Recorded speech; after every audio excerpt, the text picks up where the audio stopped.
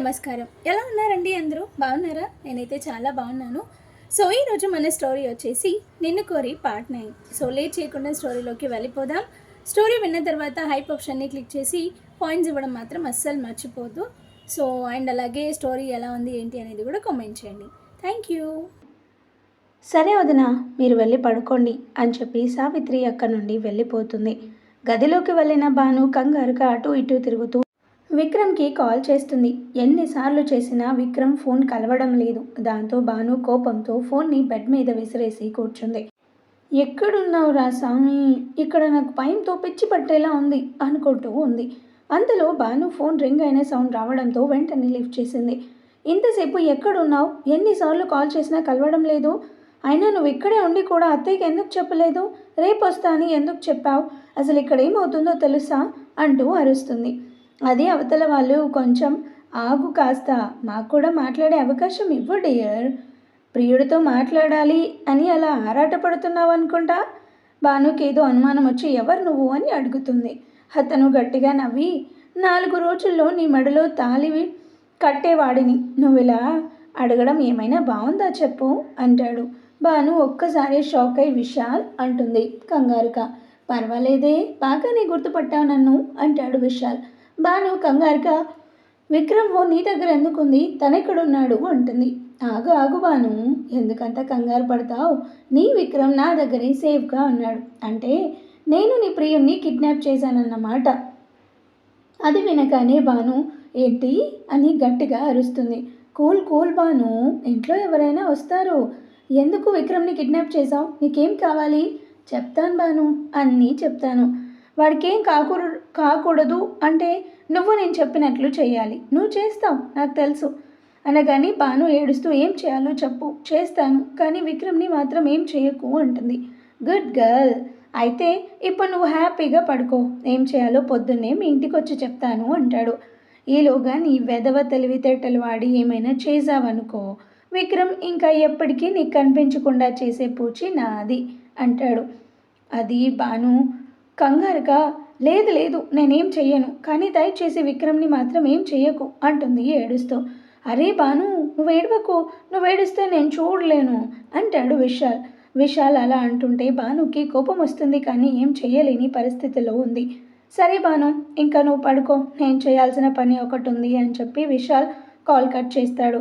Bhanu bed మీద కూర్చొని ఇప్పుడు ఏం చేయాలి, అసలు విక్రమ్ విశాల్ని ఎందుకు కిడ్నాప్ చేశాంటూ అని ఆలోచిస్తూ ఉంది. భాను చాలాసేపు అలా ఆలోచిస్తూ ఎప్పటికో తెల్లవారుజామున నిద్రలోకి జారుకుంది. భాను భాను అని ఉమా గదిలోకి వచ్చింది. తను ఇంకా నిద్రపోతూనే ఉంది. అది చూసి రేపు పెళ్ళయ్యాక కూడా ఇలాగే ఇంతసేపు పడుకుంటే వాళ్ళు ఏమనుకుంటారు? అయినా నేను ఇలా తయారు చేసిన మీ నాన్న అనాలి అంటుంది ఉమా. అబ్బా ఏంటమ్మా పొద్దున్నే నీ గొడవ, కాసేపు అయ్యాక లేస్తాను, నువ్వు బయటకు వెళ్ళు అంటుంది భాను కోపంగా. భాను మొహం చూడగానే ఉమాకి ఎందుకో అనుమానం వస్తుంది.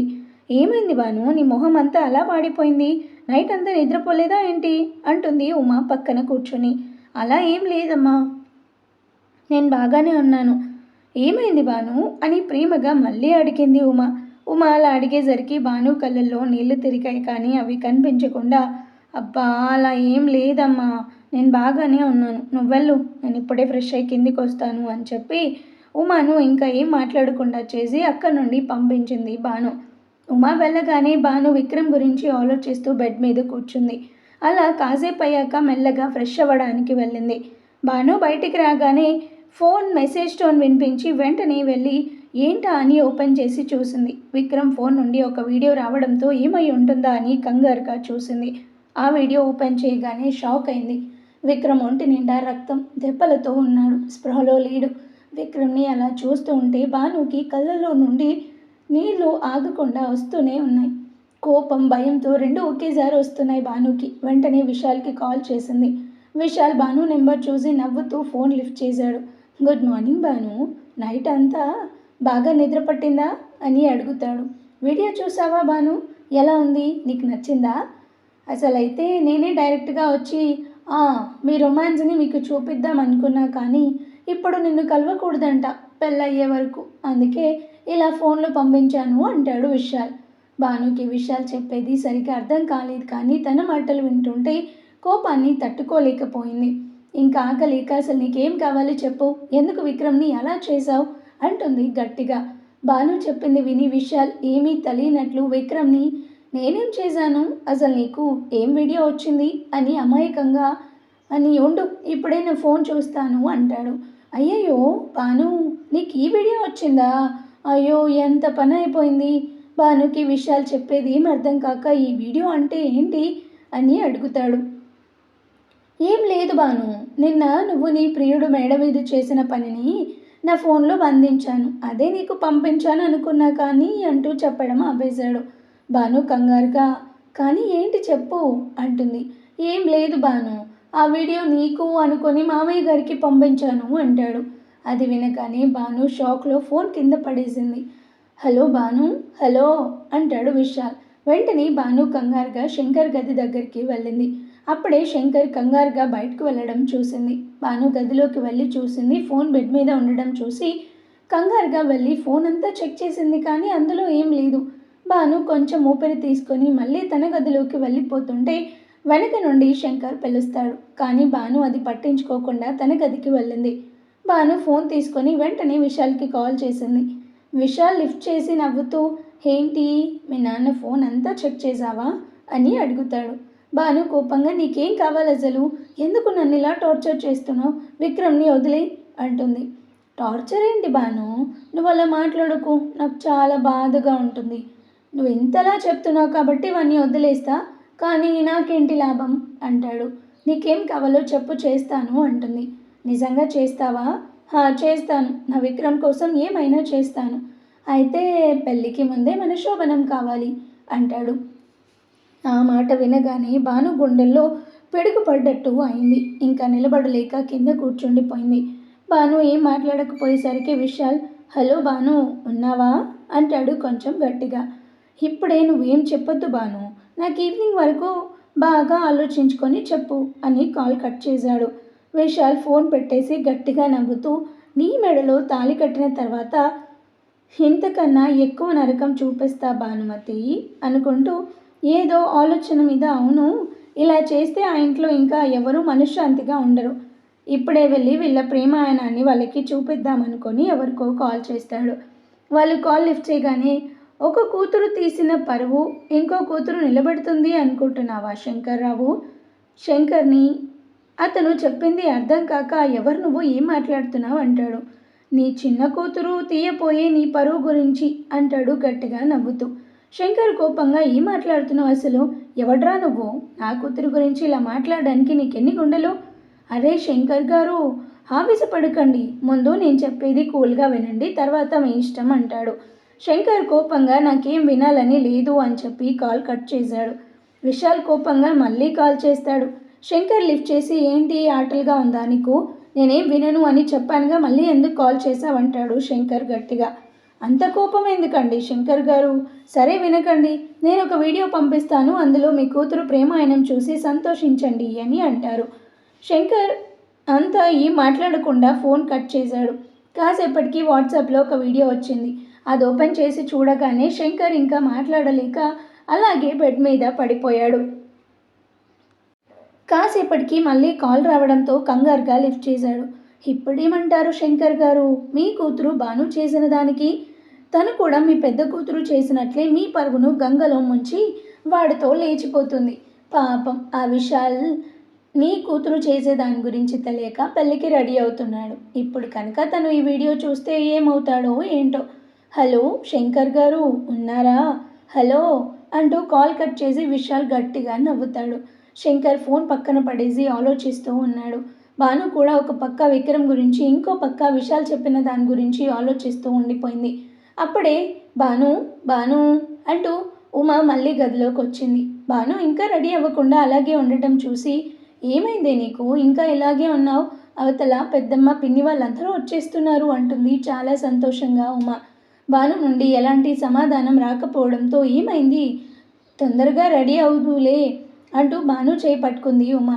అబ్బా అమ్మా నేను వస్తాను, కానీ ముందు నువ్వు ఇక్కడ నుండి వెళ్ళు అని గట్టిగా అరిచింది. ఉమాకి ఎందుకో అనుమానం వచ్చి భాను ఎదురుగా వచ్చి నిలబడింది. ఏమైంది తల్లి, ఎందుకంత కంగారుగా ఉన్నావు చెప్పు అంటూ భాను తల మీద చేయి వేసి ప్రేమగా నిమిరింది. భాను ఇంకా ఆగలేక ఉమాని పట్టుకొని గట్టిగా ఏడ్చేసింది. ఉమా కంగారుగా ఏమైంది భాను చెప్పు, ఎందుకు ఇంతగా బాధపడుతున్నావు, చెప్పు తల్లి అనగానే భాను ఏం చెప్పకుండా ఏడుస్తూనే ఉంది. తల్లి చెప్పురా ఏమైందో, నాకు చాలా భయంగా ఉంది, నువ్వు ఇంతలా బాధపడడం నేను ఎప్పుడూ చూడలేదు, ఏమైందో నాకు చెప్పు భాను. సరే, నాకు చెప్పడం ఇష్టం లేకపోతే మీ నాన్నని పిలుస్తాను, ఆయనకైనా చెప్పు ఎందుకు ఇంతలా బాధపడుతున్నావో అంటుంది ఉమ. నాన్నకి చెప్పు అనగానే భాను కంగారుగా ఉమకి దూరంగా జరిగి ఏం లేదమ్మా, పెళ్ళికి ఇంకా 2 రోజులే ఉన్నాయిగా, మిమ్మల్ని వదిలి వెళ్ళాలిగా, అది గుర్తుకొచ్చి అంటూ ఉమాని చూస్తుంది. ఉమ భాను పక్కనే కూర్చొని పిచ్చి పిల్ల, ఎందుకైనా నువ్వు ఇంతలా బాధపడ్డావు, ఇంకేమైందో అని నేను ఎంత కంగారు పడ్డానో తెలుసా అంటూ భానుని హక్ చేసుకుంటుంది. భాను ఇంకా ఏం మాట్లాడకుండా ఉమాని పట్టుకొని ఉండిపోయింది. చూడు తల్లి, పెళ్లి సమయంలో ప్రతి ఆడపిల్ల ఇలానే కంగారు పడుతుంది, కానీ ఒక్కసారి పెళ్లి జరిగి అత్తవారింటికి వెళితే తల్లిదండ్రులు పరాయి వాళ్ళు అవుతారు. ఇక్కడికి రావడానికి కూడా తీరిక ఉండదు. ఎప్పుడు చూడు నా భర్త, నా అత్తవారిల్లు, నా పిల్లలు అంటూ బిజీ అయిపోతారు. నేనేం అలా కాదు, నాకు మీ తర్వాత ఎవరైనా.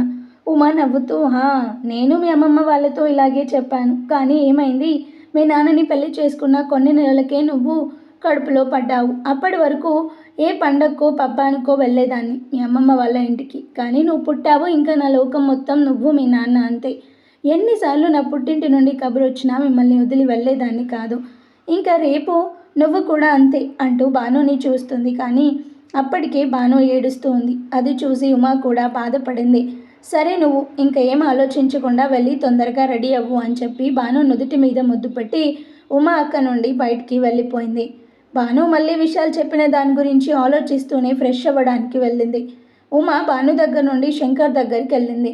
శంకర్ కూడా ముభావంగా ఏదో ఆలోచిస్తూ ఉండటం చూసి ఏమైందండి ఎలా ఉన్నారు, శంకర్ దగ్గర నుండి ఎలాంటి సమాధానం రాలేదు.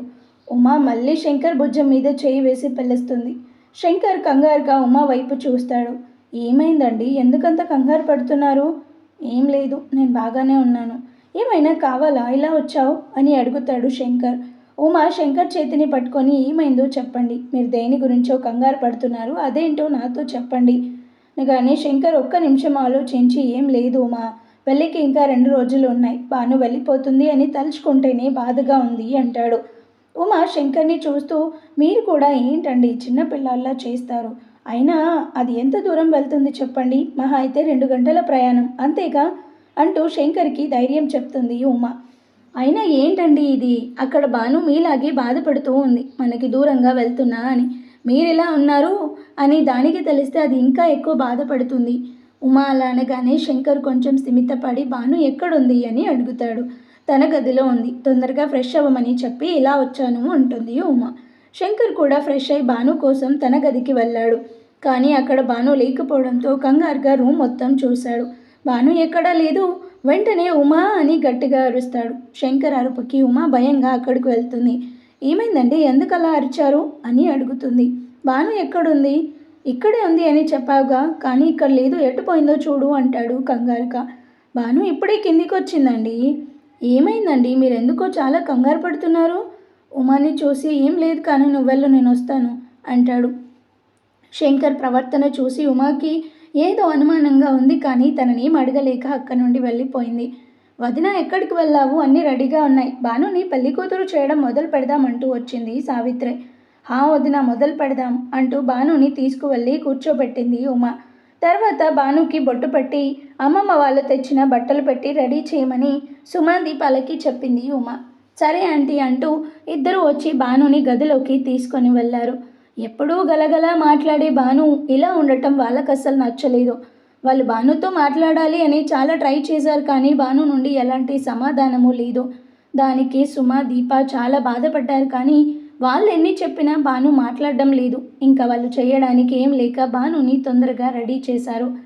కాసేపటికి భానుని తీసుకొని బయటకు వచ్చారు. అక్కడ ఉన్న ఆడవాళ్ళంతా భానుని చూసి కళ్ళు పెద్దవి చేసి అలా చూస్తూ ఉండిపోయారు. అక్కడున్న ఒక బామ్మ ముందుకొచ్చి, ఎంత అందంగా ఉన్నావే మనవరాలా, నా మనవడు కనుక ఇప్పుడు నిన్ను ఇలా చూస్తే ఇప్పుడే పెళ్లి చేసుకుంటానంటాడు అంటూ భానుకి చేతులతో మెటికలు విరిచి దిష్టి తీసింది. ఉమా కూడా భాను దగ్గరకు వచ్చి తన నుదుటి మీద ముద్దు పెట్టుకొని చాలా అందంగా ఉన్నావు తల్లి, నా దిష్టి తగిలేలా ఉంది అంటూ కాటుక తీసి భాను చెవి వెనుక పెట్టింది. భానుని తీసుకువెళ్ళి కూర్చోబెట్టింది ఉమ.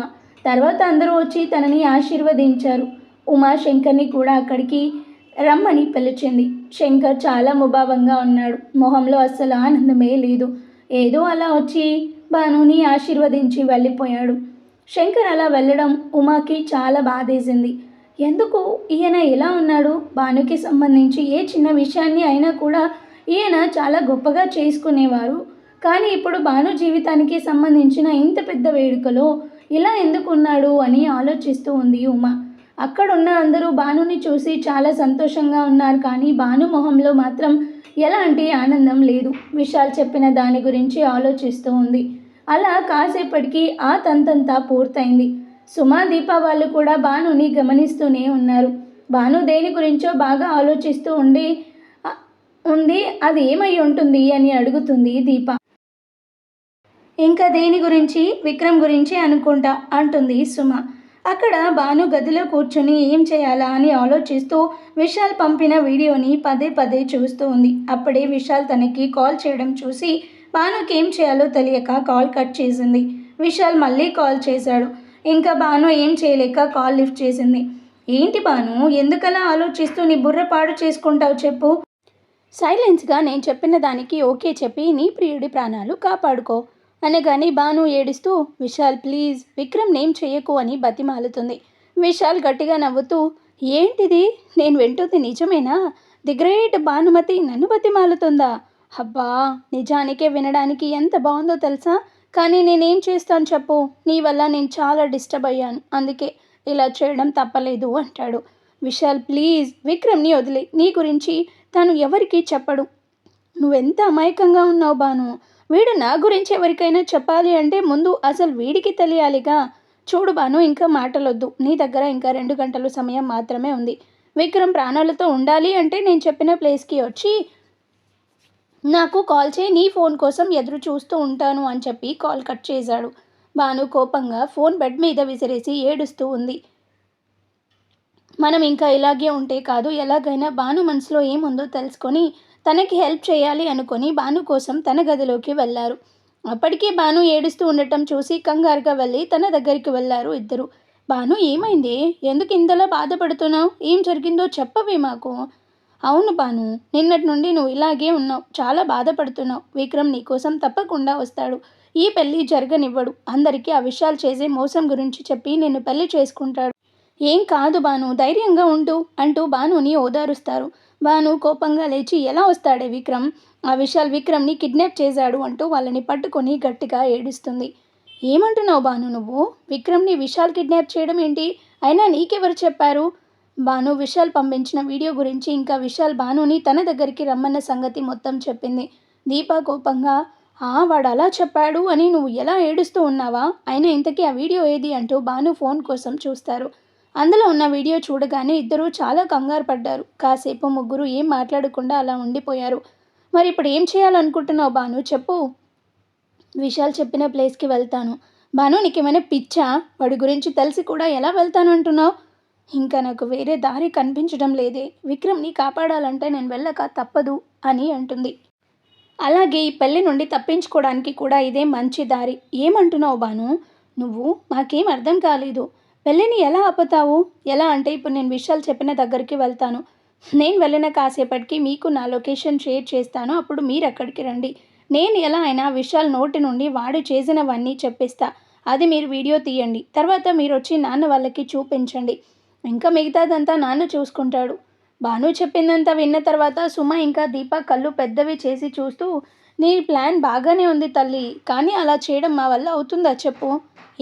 ఎందుకు కాదు, మీ వల్ల తప్పకుండా అవుతుంది అంటుండగానే భానుకి విశాల్ నుండి కాల్ వచ్చింది. భాను ఫోన్ లిఫ్ట్ చేయగానే ఏం ఆలోచించావు భాను? నేను చెప్పింది చేస్తావా లేదంటే లేదు నేను వస్తాను, ఎక్కడికి రావాలో చెప్పు. నాకు తెలుసు భాను నువ్వు ఇదే చేస్తావు అని, అందుకే మన శోభనానికి అన్నీ సిద్ధం చేశాను అంటూ నవ్వుతాడు. విశాల్ మాటలకి భానుకి చాలా కోపం వస్తుంది, కానీ ఏం చెయ్యలేని పరిస్థితి. కోపం తెచ్చుకోకు భాను. సరిగ్గా ఇంకో 10 నిమిషాల తర్వాత ఊరు చివర ఉన్న పాత స్కూల్ దగ్గరికి వచ్చాయి. అక్కడ నేను నీకోసం 1000 కళ్ళతో ఎదురు చూస్తూ ఉంటాను అని చెప్పి కాల్ కట్ చేశాడు. భాను ఫోన్ పక్కన పడేసి, నేను చెప్పింది అర్థమైందిగా, నేను వెళ్ళిన కాసేపటికి మీరు కూడా ఊరి చివర ఉన్న పాత స్కూల్ దగ్గరకు వచ్చేయండి అని చెప్పి భాను బయటికి వెళ్ళింది. భాను భాను అంటూ సుమ దీప పిలుస్తున్నా కూడా వినకుండా వెళ్ళిపోయింది. సుమ ఇప్పుడు ఎలానే? అది మనం ఎంత చెప్పినా వినకుండా అక్కడికి వెళ్ళింది.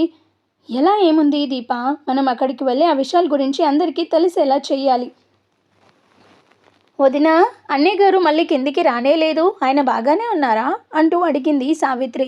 హా వదిన, బాగానే ఉన్నారు అని చెప్పింది. కానీ ఉమా కూడా శంకర్ గురించి ఆలోచిస్తూనే ఉంది.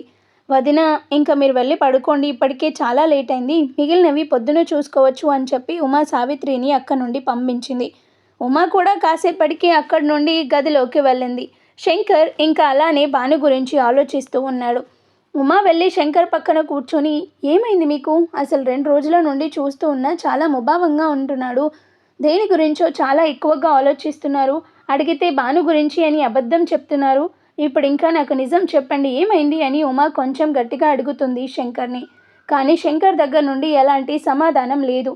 నేను మీతోనే మాట్లాడుతున్నా అంటూ ఉమా శంకర్ చేతిని పట్టుకొని ఊపింది. అంటూ శంకర్ ఆలోచనల నుంచి బయటకు వచ్చి, ఏమైంది ఉమా అని అడిగాడు. ఉమా శంకర్ ప్రవర్తనకి షాక్ అయింది. ఇప్పటి వరకు నేను మాట్లాడింది వినిపించలేదా మీకు అని అడిగింది ఉమా. ఉమా పరిస్థితి చూసి శంకర్ తన భుజం మీద చేయి వేసి, నాకేం కాలేదు ఉమా, నేను బాగున్నాను, నువ్వు కంగారు పడకుండా పడుకో, పొద్దున్నే పెళ్లి పనులు చాలా ఉన్నాయి అని చెప్పి శంకర్ రూమ్ నుండి బయటకు వెళ్ళాడు. ఒసే దీప, మెల్లగా పద, ఈ టైంలో మనం బయటికి వెళ్ళడం ఎవరైనా చూసారో ఇంకా మన పని అంతే. నేను మెల్లగానే వెళ్తాను, కానీ ముందు నువ్వు జాగ్రత్తగా రా. అమ్మయ్య, ఎలాగో అలా ఎవరు చూడకుండా ఇంట్లో నుండి బయటకు వచ్చాము. ఇంక పద, అక్కడ భాను ఎలా ఉందో అనుకుంటూ ఇద్దరూ అక్కడి నుండి వెళ్ళారు. భాను కంగారుగా లోపలికి వెళ్ళింది, కానీ అక్కడంతా చీకటిగా ఉంది. భాను మెల్లగా విక్రమ్ అని పిలుస్తూ ఇంకా లోపలికి వెళ్ళింది. అప్పుడే ఎవరో డోర్ వేసిన సౌండ్ వచ్చింది. అది వినగానే భానుకి ఇంకా భయం ఎక్కువైంది. ఎవరు డోర్ తీయండి, ఎందుకు డోర్ వేశారు, తీయండి అంటూ అరుస్తూ ఉంది భాను. ఇప్పుడు ఏం చేయాలి, ఇక్కడ నుండి బయటికి ఎలా వెళ్ళాలి, చీకట్లో ఏం కనిపించడం లేదు, ఇప్పుడు ఏం చేయాలి అని ఆలోచిస్తూ ఉంది. అంతలో భాను భుజం మీద చేయి పడడంతో కంగారుగా వెనక్కి తిరిగి చూసింది. ఎవరో ఉన్నారు, కానీ సరిగ్గా కనిపించడం లేదు తనకి. అప్పుడే లైట్స్ ఆన్ అవ్వడంతో ఎదురుగా ఉన్న విశాల్ని చూసి వెంటనే కంగారుగా కొంచెం వెనక్కి జరిగింది. విశాల్ నవ్వుతూ భాను దగ్గరకు జరిగాడు. భాను కంగారుగా ఇంకా వెనక్కి జరిగింది. ఏమైంది భానుమతి, ఎందుకంతలా భయపడుతున్నావు అంటూ వచ్చి భానుని హక్ చేసుకొని, నువ్వెంత అందంగా ఉన్నావు భాను అంటూ బుగ్గ మీద ముద్దు పెట్టుకున్నాడు. భాను కోపంగా విశాల్ని దూరంగా నెట్టేసింది. విశాల్, ముందు విక్రమ్ ఎక్కడున్నాడో చూపించు అంటూ గట్టిగా అరిచింది. కూల్ భాను, చూపిస్తానులే, వాడు ఇంకా ప్రాణాలతోనే ఉన్నాడు అంటాడు. అది వినగానే భాను కోపంగా చూస్తూ, చూడు విశాల్, నీకు ప్రాబ్లం నాతో, మర్యాదగా విక్రమ్ని వదిలిపెట్టు, లేదంటే లేదంటే ఏంటి చెప్పు భాను, నువ్వు నన్ను ఏం చెయ్యలేవు భానుమతి, నిన్ను వాడిని వదిలే ప్రసక్తే లేదు. అయినా ఇప్పుడేంటి, నువ్వు వాడిని చూడాలి అంతేకా, రే వన్నీటి తీసుకురండిరా అని అరుస్తాడు. లోపల నుండి 2 వ్యక్తులు విక్రమ్ని వీల్ చైర్లో కూర్చోబెట్టి అక్కడికి తీసుకొస్తారు. విక్రమ్ ఒంటి నిండా గాయాలు, ఒళ్ళంతా రక్తంతో స్పృహ లేకుండా పడి ఉన్న విక్రమ్ని చూడగానే భాను ఏడుస్తూ, ఏమైంది విక్రమ్కి, ఏం చేసావురా నా విక్రమ్ని అంటూ విశాల్ కాలర్ పట్టుకుంది భాను. విశాల్ నవ్వుతూ, ఏం చేయను భాను, నీకోసం తప్పలేదు, వాడు నేను ఎంత చెప్పినా వినడం లేదు, అందుకే 4 తగిలించాల్సి వచ్చింది. అయినా వీడు చాలా మొండివాడు, వాడు భాను ఎంత కొట్టినా కూడా ఏదో ఒక ఆశతో మళ్ళీ పైకి లేస్తూనే ఉన్నాడు, అందుకే ఇంకా తప్పక క్లోరోఫామ్ ఇవ్వాల్సి వచ్చింది. నువ్వేం భయపడకు, పొద్దుటి వరకు వాడికి స్పృహ వచ్చే సమస్యే లేదు అంటూ విశాల్ భాను వైపు చూశాడు. విక్రమ్ని అలా చూడలేక భాను వెంటనే తన దగ్గరికి వెళ్ళాలి అని చూస్తుంది. కానీ విశాల్ భాను చేయి పట్టుకొని, అంత లేదు భాను, నువ్వు వాడి దగ్గరికి వెళ్ళడానికి ఇంకా టైం ఉంది కాబట్టి అప్పటి వరకు బుద్ధిగా ఇక్కడే ఉండు అంటూ తన చేయి పట్టుకొని గట్టిగా వెనక్కి లాగాడు. భాను ఏడుస్తూ విక్రమ్ విక్రమ్ అంటూ గట్టిగా అరుస్తుంది. అప్పుడే అక్కడున్న కిటికీ దగ్గరికి సుమ వాళ్ళు రావడం భాను గమనించింది. ఇప్పుడు ఎలా అయినా విశాల్ గురించి వాడి నోటి నుండి చెప్పించాలి అనుకొని, అయినా నిన్ను కొట్టి జైలుకు పంపించింది నేను, నీ పరువు పోవడానికి కారణం కూడా నేనే, మధ్యలో విక్రమ్ ఏం చేశాడు అని తనని కిడ్నాప్ చేసి ఇలా హింసిస్తున్నావు, దయచేసి విక్రమ్ని వదిలేయి అంటూ బ్రతిమలాడుతుంది భాను. విశాల్ కోపంగా పక్కనే ఉన్న కుర్చీని గట్టిగా తన్ని, వాడేం చేశాడు అని అడుగుతున్నావా, వాడి వల్లే నేను ఇలా తయారయ్యాను అంటాడు. ఏం మాట్లాడుతున్నావు నువ్వు? అసలు నాకేం అర్థం కావడం లేదు. ఆ రోజు వాడు నన్ను సూపర్ మార్కెట్లో అందరి ముందు కొట్టింది సోషల్ మీడియాలో వచ్చింది. దాంతో నేను ఎక్కడికి వెళ్ళినా ప్రతి ఒక్కరూ నన్ను విచిత్రంగా చూడడం, ఏదేదో అనుకోవడం, ఇంట్లో బయట దాని గురించి చర్చ. అప్పుడే అనుకున్నా వీన్ని నిన్ను ఇద్దరిని వదిలిపెట్టకూడదు అని. అదే టైంలో మీ నాన్న నా కోసం మా ఇంటికి వచ్చాడు. అదే టైంలో వాడి పర్సు నా దగ్గర ఉండటం చూసి, అందులో ఉన్న విక్రమ్ చిన్నప్పటి ఫోటో చూసి నేనే అనుకొని మన పెళ్ళికి ఒప్పుకున్నాడు. వెంటనే ఎంగేజ్మెంట్ కూడా పెట్టాడు. నువ్వు ఈ ఎంగేజ్మెంట్కి అస్సలు ఒప్పుకోవు అనుకున్నా కానీ అలా జరగలేదు. ఆ రోజు ఎంగేజ్మెంట్లో ఆ విక్రమ్ గారిని అక్కడ చూశాను. కనీసం వాడైనా ఆపుతాడు అనుకున్నా కానీ వాడు కూడా అలా చేయలేదు. నాకు చాలా ఆశ్చర్యంగా అనిపించింది. అసలు అలా ఎందుకు జరిగిందో తెలుసుకోవాలి అనుకున్నా. అందుకే అప్పటి నుండి వాడిని ప్రతి క్షణం ఫాలో చేసేవాడిని. అప్పుడే నాకు అర్థమైంది వాడిది వన్ సైడ్ ప్రేమ అని. పైగా వాడు మీ అక్క వసుంధర భర్తకి తమ్ముడు అని. మీ ఇద్దరు చిన్నప్పటి నుండి ఒకరికి ఒకరు తెలుసు అనేది మీకెప్పటికీ తెలియకూడదు అనుకున్నా కానీ నీకు యాక్సిడెంట్ అవ్వడంతో అక్కడ మీ ఇద్దరి మధ్య ఉన్న రిలేషన్ గురించి తెలిసింది. ఇంకా నేను ఎలా అయినా వాడికి దూరం చెయ్యాలి అనే పెళ్ళికి మీ ఇంట్లో వాళ్ళని తొందర పెట్టాను. కానీ ఈ విక్రమ్ గాడు నా గురించి మీ నాన్నకి చెప్పి ఈ పెళ్ళిని ఎలా అయినా ఆపాలి అని విశ్వ ప్రయత్నాలు చేస్తున్నాడు. అందుకే వీన్ని ఇలా అంటూ గట్టిగా నవ్వుతూ భాను వైపు చూస్తాడు. భాను కోపంగా, ఇంకేంటి, నువ్వు అనుకున్నది ఎలాగో చేస్తున్నావుగా, మరి నన్నెందుకు ఇక్కడికి రమ్మన్నావు చెప్పు అని గట్టిగా అరిచింది. ఎందుకంటే నిన్ను పెళ్లి చేసుకోవడం నాకు అస్సలు ఇష్టం లేదు. అసలు నా అంటూ ఉండగా అక్కడికి ఇద్దరు రౌడీలు సుమా దీపాలని తీసుకొని వస్తారు. బాస్, వీళ్ళు ఇక్కడ జరిగేదంతా వీడియో తీస్తున్నారు అని చెప్తారు. అది వినగానే విశాల్ కోపంగా వెళ్ళి వాళ్ళ చేతిలో ఉన్న కెమెరాను నేల కేజీ కొట్టి, అనుకున్నానే నువ్వు ఇలాంటి ప్లాన్ ఏదో చేస్తావు అని. అయినా నీకు అన్ని విషయాలు చెప్తున్నానుగా బాను, మళ్ళీ ఎందుకు పాపం నీ ఫ్రెండ్స్ని ఎందుకు ఇలా కష్టపడతావు చెప్పు. ఇప్పుడు నీకేం తెలియాలి చెప్పు. రేపు పెళ్ళి పెట్టుకొని ఇవాళ శోభనం ఏంటి అని, అంతేనా అనగానే అవును అన్నట్లు చూస్తారు ముగ్గురు విశాల్ వైపు. విశాల్ వాళ్ళని చూసి నవ్వుతూ, ఎందుకంటే నాకు నిన్ను పెళ్లి చేసుకోవడం ఇష్టం లేదు. అసలు నాకు ఆలోచన కూడా లేదు బాను అనగానే భాను కోపంగా, మరి ఇదంతా ఎందుకు చేస్తున్నావు, మా ఇంట్లో పెళ్ళికి ఎందుకు ఒప్పించావు అనగానే, చూడు భాను, ఎప్పుడైతే నిన్ను ఆ సుదర్శన్ కూతురు పెళ్ళిలో చూశానో అప్పుడే నువ్వు అంటే పిచ్చి పట్టింది. ఆ రోజు నిన్ను లంగావాణిలో చూశాను. నీ నడుము, నీ ఫిగర్, అబ్బో పిచ్చెక్కించావనుకో అంటూ గట్టిగా కళ్ళు మూసుకున్నాడు. అది చూస్తుంటే భానుకి రక్తం మరిగిపోతుంది. అందుకే అప్పుడే డిసైడ్ అయ్యాను నీతో ఎలా అయినా ఒక్కసారి నా కోరిక తీర్చుకోవాలి అని. అందుకే అప్పటి నుండి నువ్వు ఎక్కడికి వెళ్తే అక్కడికే వచ్చేవాడిని. ఆ రోజు సినిమా హాల్లో కూడా నీ కోసమే వచ్చాను. ఆ సుమాని అడ్డు పెట్టుకొని నిన్ను తీసుకెళ్లడమే నా ప్లాన్, కానీ అది ఫెయిల్ అయింది. మళ్ళీ మాల్లో ప్లాన్ చేశాను, అప్పుడు వీడొచ్చి పాడు చేశాడు. తర్వాత మళ్ళీ నువ్వు ఒకరోజు ఆఫీస్ నుండి లేట్గా వచ్చావు చూడు, ఆ రోజు ప్లాన్ చేశాను కానీ అప్పుడు కూడా కుదరలేదు.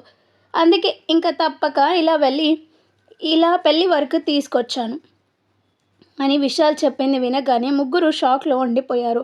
విశాల్ వాళ్ళని చూసి నవ్వుతూ భాను దగ్గరకు వచ్చి తన చేయి పట్టుకున్నాడు. భాను కోపంగా చూస్తూ చేయి విడిపించుకోవడానికి చాలా ప్రయత్నాలు చేస్తుంది కానీ విశాల్ చాలా గట్టిగా పట్టుకున్నాడు. నువ్వెంత గింజుకున్నా వేస్ట్ భాను. మర్యాదగా నేను చెప్పినట్టు చెయ్యి, తర్వాత నేను మళ్ళీ నీ జోలికి రాను. కావాలంటే నువ్వు ఆ విక్రమ్నే పెళ్లి చేసుకో, నేను మీ ఇంట్లో వాళ్ళతో మాట్లాడి ఒప్పిస్తాను. విశాల్ అలా చెప్పగానే భాను కోపంగా విశాల్ చెంప మీద గట్టిగా ఒకటి ఇచ్చింది. భాను చేసిన పనికి సుమా, దీప షాక్ అయ్యారు. విశాల్ భాను దెబ్బ నుండి కోలుకునే లోపే భాను విక్రమ్ దగ్గరికి వెళ్ళింది.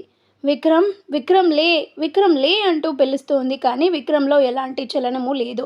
అంతలో విశాల్ వచ్చి భాను చేయి పట్టుకొని, నీకెంత ధైర్యం ఉంటే మళ్ళీ నా మీద చేయి చేసుకుంటావే అంటూ భాను చెంప మీద గట్టిగా కొట్టాడు. దాంతో మళ్ళీ భాను వెళ్ళి పక్కనున్న గోడకి తగిలి స్పృహ కోల్పోయింది. ఇంకా విశాల్ మనుషులు వచ్చి సుమా, దీపాలని అక్కడి నుండి తీసుకొని వెళ్ళిపోయారు. విశాల్ నవ్వుతూ విక్రమ్ ముందు నిలబడి, నీ ముందే నీ ప్రియురాల్ని నా సొంతం చేసుకుంటాను అని నేను అస్సలు అనుకోలేదు విక్రమ్, పాపం నువ్వు అంటూ భానుని ఎత్తుకొని అక్కడి నుండి తీసుకొని వెళ్ళిపోయాడు. భానుని ఒక టేబుల్ మీద పడుకోబెట్టి విశాల్ ఆ రౌడీల దగ్గరకు వచ్చాడు. రే, వీళ్ళని చాలా జాగ్రత్తగా చూసుకోండి, పొద్దటి వరకు ఎలాంటి మిస్టేక్ జరిగినా ఊరుకోను అని చెప్పి మళ్ళీ భాను దగ్గరికి వచ్చాడు. స్పృహలో లేని భానుని చూస్తూ, అబ్బా అబ్బా, ఇప్పటి వరకు నాకు ఎంత పిచ్చెక్కించిన వాళ్ళు లేరు భాను అంటూ తన మీద పడిపోయాడు. అప్పుడే అక్కడికి సడన్గా పోలీసులు రావడంతో విశాల్ షాక్ అయ్యాడు. ఇద్దరు కానిస్టేబుల్స్ వచ్చి విశాల్ని పట్టుకున్నారు. అప్పుడే అక్కడికి సుమ వాళ్ళు వచ్చి భానుని పట్టుకున్నారు. ఒక కానిస్టేబుల్ వచ్చి భాను మొహం మీద నీళ్లు చల్లాడు. దాంతో భానుకి స్పృహ వచ్చింది. థ్యాంక్ యూ సార్, సమయానికి వచ్చి నా ఫ్రెండ్ జీవితం పాడు కాకుండా కాపాడారు అంటూ చేతులు జోడించింది దీప ఆ పోలీస్ వాళ్ళకి.